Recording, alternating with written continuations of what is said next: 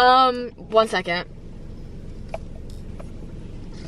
I have a microphone right here. Here's the issue though. I bought the wrong adapter for my camera, so this is just a prop for the time being. There's gonna be no actual use of this other than just to look cool. So I'm here on February 14th, Valentine's Day, to talk to you about something very important coming soon in the music industry. Before I dive into it, let me tell you a little bit about me, okay? My name is Maura. I am a music business student at Belmont in Nashville. I decided to make a YouTube channel, first of all, to like document what I was doing so my friends and family at home could watch. But then I was like, let me actually use this to my advantage and have somewhere to talk about music. But I couldn't think of anything because there were no releases happening. So I did like 2 videos about releases, and then the industry just went dead again. Now, no other than Niall Horan is releasing a single this week. So I thought, you know what? Let me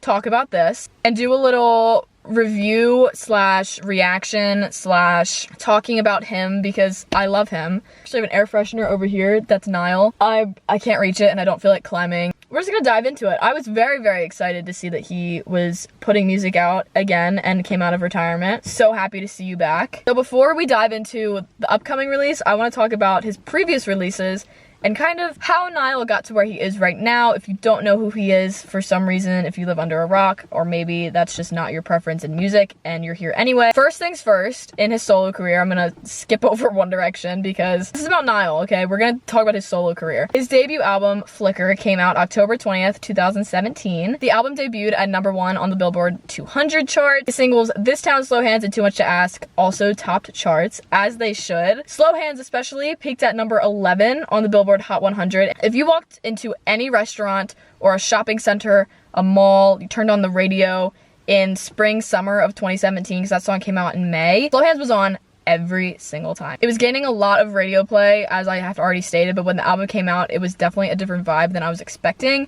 It definitely is super folk-like. That's not like my taste in music whatsoever. I'm wearing a Motley Crue shirt right now. I have a Nicki Sixx air freshener in my car. I have a Motley Crue flag in my room. Like, my vibe is very rock, pop punk vibe. That's like the music that I gravitate towards. So at the time, listening to the album was not really my thing. I was getting into like the music that I listen to now, so my attention on music was just completely different than what I was kind of expecting. I still liked the album. There was something super cozy about it that I can't explain. This album did super well and led him to do the Flicker sessions before embarking on the Flicker World Tour. So the Flicker sessions were basically a debut concert tour in small theaters. It was 20 shows, and it was kind of like a, hey, I'm making music on my own now. If you don't know who I am, or you may have kind of forgotten that I was making music, here I am, I'm back. You should come to these shows just to kind of see what it's gonna look like when I do a real tour. So then after that, after introducing the album and kind of gaining a connection with fans again through live music, he did the Flicker World Tour, which was 83 shows. This also really gave him the chance to show his stability as a solo artist and kind of say, I can do this on my own, I don't need a band. That was cool, great, that door is closed though, let me do this and show you that I can be just as successful, if not more. With the tours and the coziness of Flicker, the setting of his shows just kind of seemed like a very chill space. It was fun, but it was like he had like a setup that just made everything seem so cozy and comfortable and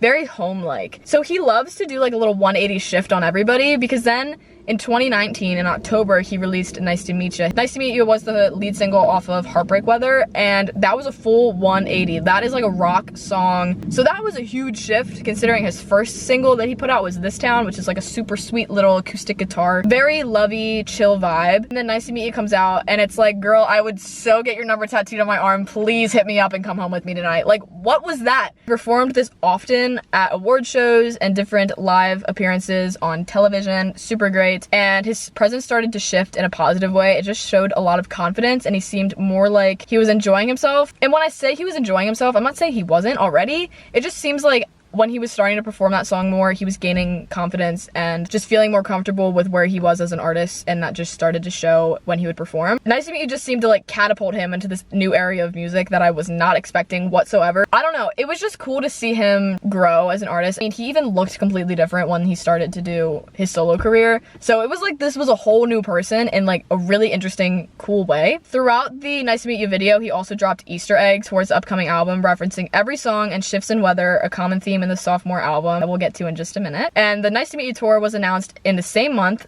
in October, set for an 8-month tour stringing through April to December of 2020. We'll also touch on that in just a second. Heartbreak Weather came out. Now, I want to do a whole video talking about this album because it is insane, and I have a lot I could say about it, and it took a lot for me to have to narrow things down. This album came out on March 13th, 2020, and we all know what happened on March 13th, 2020. He stated that he intended for the tour to take place in 2021.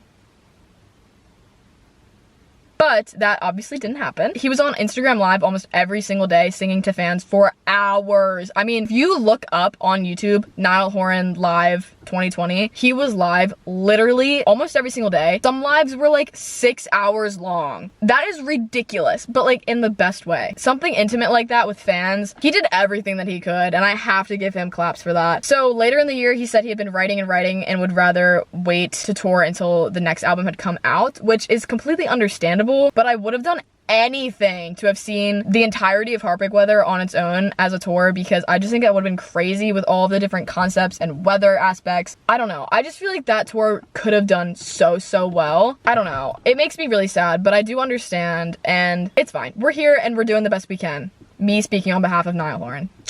Maybe he should just pull a Bruce Springsteen and do like 5-hour shows. So in October of 2020, he announced a virtual show done at the Royal Albert Hall in London where he would be streaming a show where the proceeds would go to the members of his road and like touring team. If they're not on the road helping him tour, they were out of jobs indefinitely. Nobody knew with COVID when things were going to open back up, when things were going to be safe again. Nobody knew if live music was even going to happen again. He took it upon himself to basically fundraise, and there were a lot of other artists that did that. It was such a cool experience. I did in fact have a ticket and I did watch, and it was so sweet and so fun. There was still a lot of production that went into that. I'd witnessed and attended a bunch of virtual shows, but this one was just the best by far because he actually did it at a venue and put in the production as if you were actually there. A variety of camera angles and lights, and I don't know, it just seemed like the most put together and planned out, and the production of it was just by far the best virtual show that I had seen. 2021 to 2022, absolute radio silence from him. Nothing. I mean, it was a drought. I just thought I was never gonna hear from Niall again. Like, as if I knew him personally and he just cut me off. Like, I truly felt like he was just done. I thought he was retired. He was never gonna make music again. And he would always be like, listening to my new music. And I'm like, you're a liar. You're literally lying. There's no new music. Why are you lying? But anyways, now that brings us to Heaven, finally. So this was announced on January 26th, set to release February 17th, which is in 3 days, 2 technically, because I'm in Nashville, so it's gonna come out at 11 for me. But he had been throwing teasers on TikTok because if there's one thing I know about Niall for sure, he is the one that's going to put teasers out like crazy everywhere. For years he was teasing the song. He's just been teasing new music, but not actually doing clips or anything. Like, he tweeted something that was like, just listen to my album while driving along the coast watching the sunset, and everyone was like, oh my god, when's it coming out? And he's like, well, I don't know. Like, liar. It was teaser after teaser and hint after hint, and it's painful, but I love it. It's so exciting, but it does give me immense anxiety. It had been about 3 years since his last major release, apart from collaborative projects, including Moral of the Story and Our Song. And looking back, Moral of the Story came out in 2020, right? And then Our Song came out in 2021, I think? I don't know, it's all blurring together now, because like I said, it was straight radio silence, which is crazy. It had been almost 2 years since a release in general. As of right now, he's set to appear at festivals throughout the year, the first one being at Boston Calling. See you there. That's all I have for right now. Wanted to get this little segment out of the way so that I could dive right in and talk about the song when it comes out. I'm so excited. He just loves to put out teasers, and I am just happy that now I'm actually gonna have it soon. Like, it's my personal baby. Thank you, Niall. See you on Friday. Oh my god, wait, here's Niall. There he is.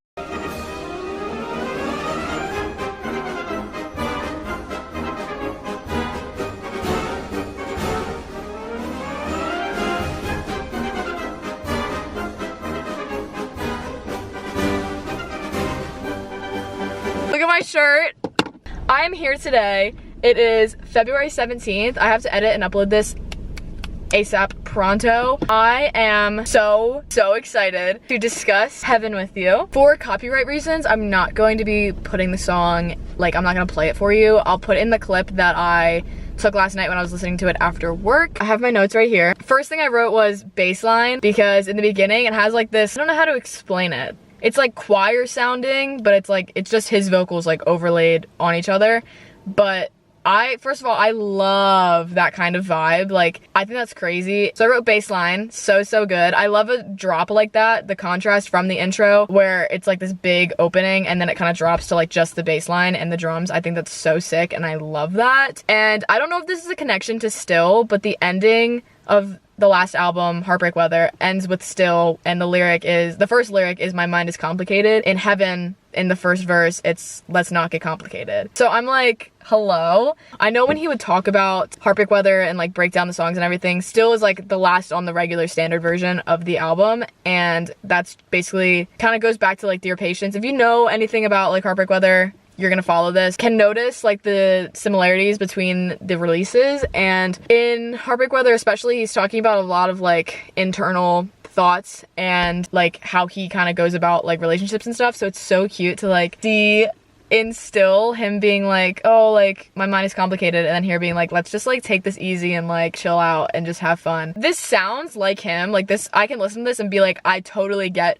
that this is him, just knowing like who his influences are and what artists he's inspired by. It still sounds like a new version of him, which is so exciting because I don't want the same stuff on every album, you know? Like Flicker was very folk sounding, we already touched on that, and then Heartbreak Weather was more pop heavy, and this just feels very like, actually I have no idea. I have hopes that this is gonna be a rock album, but I know it's just probably not gonna be. I just am getting like 70s bassline vibes in this. Basically the love child of Heartbreak Weather and Flicker, which is a good sign because obviously those are his two albums. So this is just gonna be even better version of both of those put in one, if that makes sense. This also sounds so cheesy, but when I listen to it, I just see like happy memories. Like that sounds so cheesy, but what I mean is like I'll listen to this song, I was listening to it on my drive home from school, and I'm just like picturing like fun things happening and just a happy vibe. And the fact that I'm seeing this song live in 3 months makes me absolutely sick, because how am I gonna do that? How am I gonna handle that? Like, oh, I cannot.